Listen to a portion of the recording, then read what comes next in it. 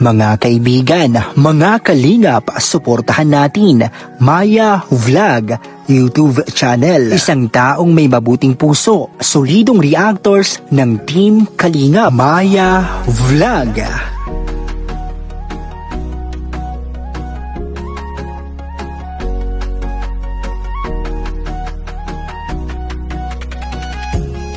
Mga reactors, mga kalingap at mga nakasuporta, halina at samahan siya. Maya Vlog, maaasahan siya. Samahan natin si Maya Vlog.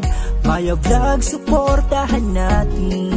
Hindi magsasawa na magpasaya, mga content nga nakakaiba. Solid na reactor na maaasahan, si Maya Vlog solido na kalingap yan. Kahit anong mangyari, Maya Vlog nariyan, sa simpleng paraan ay maaasahan. Si Maya Vlog, suportahan natin sa kanyang mga layunin.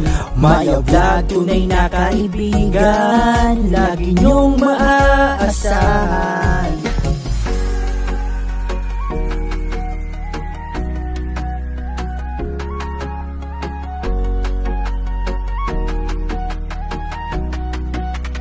Maya Vlog. Mga reactors, mga kalingap at mga nakasuporta, halina at samahan siya. Maya Vlog, maaasahan siya. Samahan natin si Maya Vlog. Maya Vlog, suportahan natin. Hindi magsasawa na magpasaya, mga content nga nakakaiba. Solid na reactor na maaasahan, si Maya Vlog solido na kalingap yan. Kahit anong mangyari, Maya Vlog nariyan, sa simpleng paraan ay maaasahan. Si Maya Vlog, suportahan natin sa kanyang mga layunin. Maya Vlog, tunay na kaibigan, lagi niyong maaasahan.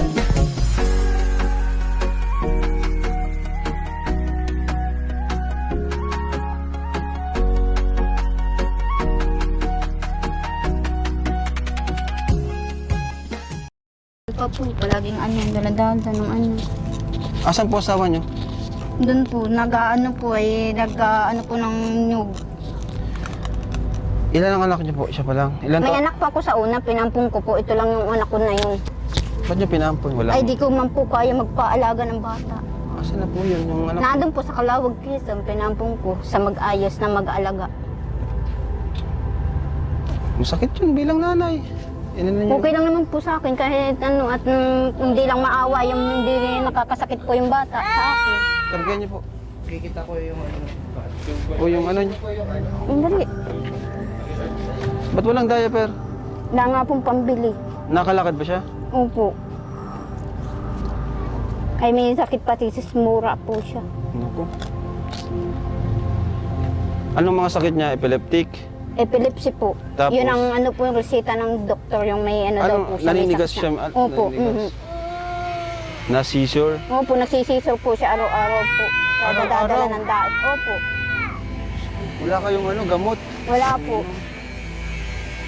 Kaya nga sabi ko, nang takbo na ako sa WD, wala na daw po siyang SWD? ay wala daw pong pambili. Gamot. Matagal na po kayo dito? Opo. Ay itong ko ang may nakatira po yung dito, yung kaya ako pinatira dito, mag-anak ko ang lupa dito. Kasi Kaninong kulungan to? sa kanila po, sa mag-anak ko rin po, kulungan po ng baboy po. So sige po, mabigay po ako sa inyo at para po sa bata. Anong pangalan ng bata? Janice po, Palma. Kay Janice. Asa yung bag kong itim?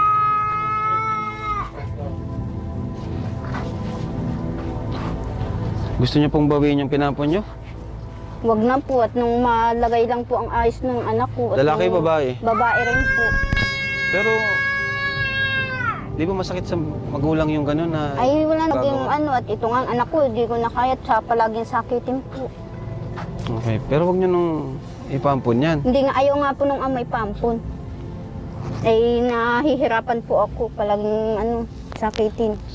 Kaya palagi po kayo nandito, ikaw ang Opo. nag-aalaga. Opo, ay nandyan nga po yung resita, oh. Ngayon, napadayat kayo minsan para lang. Opo. Grabe, hirap talaga mga kalingap. Nandun nga po yung resita, oh. Kapag may sakit, tapos Resita ng ganito kayong doktor. kalagayan nyo, tapos Sa may sakit envelope. pa yung anak nyo. Naku, paano na, di ba? Wala po bang ibang tumutulong sa inyo? Talagang Wala kayo lang po. po.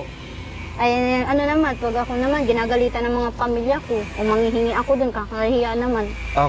Ay, Mahingi ka. mayayaman ng mga mag-anak ko, di man ako makatakbo at siyempre, gagalitan ako ng May, mga ibig sabihin, may pamilya ko. kaya yung pamilya mo, di ka binibigyan. Bihira lang, kung sasabihin pa, may trabaho ang asawa ko, ano, kaya hindi ako matulungan nila. Wawa to si Janice, eh. Laki na pati ni Janice. Mm. Hi, Janice. Pagaling ka, ha? Ito na, mabigyan ko sa inyo pang ano po.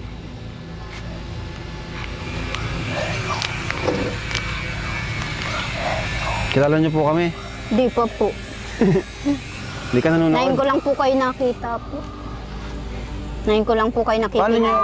Paano nyo nalaman na tumutulong kami? Naghihingi ka lang talaga, baka sakali ka lang. Ngayon lang po ako nangihingi ng tulong po. Ngayon ko lang po kayo nakita Ay, dyan po. takpan niyo po yung ano niya. Wala po kong short. Basa Suotan niyo pa muna po. ng short. Maglalaba po kayo? Mhm. O ito, Nay, ano pangalan mo ate? Diyan, ano po, ako po, Opo. Elsie. Ate Elsie, Mm. ito po yung may tutulong ko sa inyo, maliban sa bigas. Opo. Okay na po yung kamay niyo po. 1, 2, 3, 4, 5, 6, 7, 8,000 Opo. pesos po. Sige po. Masaya po kayo? Opo. Bibili ko po ito ng gamot ng anak ko. Okay lang po kayo? Bibili ko Parang ano po kayo, nababalisa po kayo? Eh, siyempre, na ano ako sa anak ko kasi yung gamot kasi ng Parang anak ko. Ang dami niyong iniisip. Ay, ribong na po ang isip ko. Anong gagawin ko na sa buhay ko po. Palagi minsan nag-iiyak na ako sa anak ko. Hindi mo Anong na alam ang ko? gagawin. Ay, naano lang po kami kasi kalalabas lang namin po ng ospital ng Lunes. Oh, hindi nga ako at wala na daw po sa WD gamot. Kung baka di nyo na alam ang gagawin, na-depress na po kayo. Opo. Kaya Nay, minsan Ate napapayak Elsie, na nga ako. labanan nyo po yan, ano? Para sa anak nyo po, huwag po kayong susuko. Ewan ko nga po, palaging sakitin yung anak ko, di ko po alam. Mag-pray po kayo. Pag Manalangin na ano kayo. po siya, pag may sakit po siya sa mura, Janice, mahulog ka dyan! Ang ako, mahulog ka. Huwag nyo pong, yung pera, itago nyo po. Opo. Huwag nyo pong ibibili lang kung ano. Baka nagbibisyo kayo, hindi naman. Hindi po. Hoy, ano ka dyan? Pakuha nga po, kuya po. Kunin mo, Edwin. Mahulog. Ay, Diyos ko po. Mahulog ka, anak ko. Karganin mo muna. Yan. Maihian mo yan, kakaya ka dyan eh. Ito, Edwin. Naka dyan. Noon nga eh gusto ng maliit pa yan, sanggol pa yan, gusto ng ampunin ng nurse na at hindi ko daw kayang alagaan o ano. Hindi mo Nasabi. binigay. Hindi po, ayaw ng ama kasi po ibigay. Huwag na huwag nyong bibigay, Nay. No? Kasi balang araw siya po ang makakatulong sa inyo. Siya ang kakampi nyo. Siya lang po. Siya ang magmamahal po sa inyo. Ngayon, di ka pa niya kayang tulungan kasi bata pa. Kaya ikaw po talaga ang magtsatsaga bilang nanay. Sige na, baba mo na. Kaya, Nay, labanan niyo po ano? Ate Elsie, ano? Mag-pray po kayo, Ate Elsie. Huwag kayong susuko. Kasi nakikita ko sa iyo parang na ano po kayo, ang dami itong Ribong na ribong na Ribong na utak ribong ko. na nga ako. Basta ayan, may pera naman, no? 8,000 pesos. Anong una mong gagawin dyan? Bibili po ng gamot ng anak ko. Ano po, vitamins, saka mga gamot niyang kailangan sa buhay niya.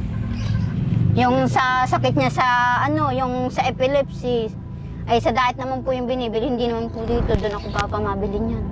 Okay po. Pero, Ay 1,000 ang isa nun. ayan niyo Gamot po, na Nay, yun. Ate Elsie. Sigurado, pag may nakapanood dito, marami pang magpapabot ng tulong sa inyo at agaran po namin dadalhin po sa inyo. Lahat ng kailangan niyo po. Lahat ng May tulong na naman po bibigay sa ako, inyo. may kapatid naman, di man ako makahingi doon sa kapatid ko. Dahil may asawa rin, may pamilyang tao rin, di ako makapwede manghingi doon. Kahit Magandang nga, bata, hindi ako pakita mo. makaano po. Magandang bata, no? Dami nga po dyan natutuwa ang bata. Maputi. Dami nga Dyan. dyan dati na ampun, kahit sa kanino. Bakit po siya naging epileptic? Ano yun? Nung Bigla na maliit lang? pa po siya, nung sanggol pa po siya. Kawawa naman. Di bale, hindi naman aksidente na nandito kami, ano? May plano ang Diyos po sa inyo. Ano, Nay? Opo. So, thank you po, ate. Ala, yung anak nyo. Kunin nyo. Uy, uy, uy. Kunin nyo, kunin nyo. Mahulog ka, mahulog. Anak ko, mahulog ka. Diyos ko po. Ang likod pala niyan. Mahalikot Parang talaga po. lalaki. So, yun po, pag malungkot kayo, kausapin niyo po yung bata. No? Masaya kaya pag nakikipag-usap sa bata, sa anak, no? Nakapagsalita na siya, di pa? Nakakapagsalita naman po, Papa. Parang ano, no, late development din. Pero sige po, at pumunta na rin po kami. Anong gusto niyo pong sabihin sa Team Kalingap? Ako po si Kuya Rab. Marami po salamat po sa inyo lahat. So, ingat kayo sa inyong mga Kalingap. At masaya ako na napunta natin sila Nanay Elsie, pati ang kanyang anak. Takpan niyo po. Kasi grabe. Sobrang deserve din po talagang matulungan. Masaya ako sa ginagawa natin ngayon na more on scouting tayo. Kasi ang dami nating napupuntahan na deserve matulungan. Talagang nasa pinakababa. Kaya yun po, salamat po sa suporta, panunod nyo po. Malaking support na po yun sa Mamaya atin. po, bibili ko na ito agad ng gamot. Opo, Doon sige. sa bayan, Ayos po sa yan. may butika po. Ayos po, hindi naman po kayo nag-division, no? Hindi po, di Wag man na. ako nag-iinom, di man Wag. ako nag-ano po, doon lang talaga ito sa anak ko, papunta Opo. sa ano ko talaga ito. Okay Sa po. anak ko at hindi pwedeng babalik na naman ang epilepsy niya, nung hindi ko papainuman ng gamot. Sige po. Sige po, Nay. God bless po. Sige At po. mahal po kayo ng ating Salamat Panginoon. po Ano, sa pray inyo lang po. po kayo palalo. Sige po. Grabe, no? So, ayan guys, napanood natin yung video at syempre, sobrang nakakaawa po yung kalagayan nila nanay at saka yung bata. Kung napapansin nyo nga si nanay is para siyang aligaga or para pong ano po yung kanyang pagsasalita or pagsasagot kay Kalinga Prab, no? Para siyang balisa lagi. And naiintindihan naman po natin si nanay kung bakit po ganun po yung kanyang kalagayan. Syempre, kahit sino pong nanay is sobrang nag-aalala or matataranta kung nakikita nyo po yung anak nyo na ganun po ang kanyang sitwasyon or ang kanyang kalagayan. Tapos wala pa po kayong pambili ng gamot or ayun, alam nyong wala na pong tutulong talaga sa inyo para sa pambili ng gamot. Lalong lalo na po sa kanya na alam niya po na mayroon po siyang kapamilya or meron nasabi niya na po na may kaya naman po yung kanyang pamilya, no? Kaso is, ayun, nagagalit or parang ayaw nang tumulong yung kanyang pamilya. Pero minsan po is, naiintindihan naman siguro natin. Siguro nga is, wala naman po talaga silang maibigay or sadyang ayaw po nilang tulungan siya, no? And, syempre, para kay nanay is hindi naman po siguro mabigat yun para sa kanila, no? Kasi yun naman po yung ibibigay naman po nila is pambili po ng gamot para sa kanyang anak. At alam naman po nila yung sitwasyon ng anak ni nanay na ganun po talaga, no? Kasi ayun nga, kahit anong pagsusumikap po nila is talagang hindi po nagkakasya po. Kasi mahirap na nga yung buhay nila, wala naman pong trabaho si nanay. Nag-aalaga lang po sa anak at syempre yung asawa naman is ayun, nagkukupra lang po siya. So siguro hindi talaga kasya yung kinikita ni tatay sa pagkukupra. And doon naman po sa part ng mga DSWD is sana naman po is wag po nilang tipirin yung gamot or wag nilang pagdamutan kahit ilang beses pa po yan humingi ng gamot is yun po ay siguro is kaya naman nilang ibigay. Hindi porkit araw-araw or ano na humihingi is hindi na po nila bibigyan. Kasi hindi naman po yan hihingi si nanay kung talagang meron po silang pambili ng gamot. Syempre kahit sino naman ako, hindi naman ako hihingi kung meron naman akong pambili, di ba? Kaya dapat naman po is yun naman po sana yung intindihin nila kung bakit humihingi man siya or tumatakbo po sa kanila. And ayan po, sila po talaga ang number 1 na tutulong po sa mga mahihirap, ang DSWD. Kaya wag po silang hihindi, kahit sino naman pong lalapit sa kanila is sana is wag po silang hihindi or magdadamot. And eto nga is first time niya pong makita po si Kalinga Prab is nanghingi na po siya ng tulong. Although inamin niya naman na hindi niya po sila kilala, kaso nga lang talagang nagbabaka sakali po siya na humingi ng tulong, baka makatulong po sila. And napakagandang pagkakataon po kasi dumalaw po or napunta po si Kalinga Prab sa kanilang lugar at isa na po sila sa mapalad na naman po na matutulungan doon sa kanilang lugar. So atin pong abangan po ang next update po kay Baby Janice. At syempre huwag din po natin kalimutang suportahan ang ama at founder ng Kalingap na si Kuya Val Santos Matubang, Kalinga Prab, Ate Edna Vlog, Jack Tapia Matubang, at sa lahat po ng K-Boys, Kalingap Legit Reactors, Kalingap Partners, Ambassador and Ambassadress, at syempre ang team leader ng KOGR Hong Kong na si Miss Marie Pineda. At syempre wag din po natin kalimutang mag-subscribe sa aking channel kung hindi pa po tayo nakapag-subscribe. So ayan, maraming salamat po. Bye-bye and God bless.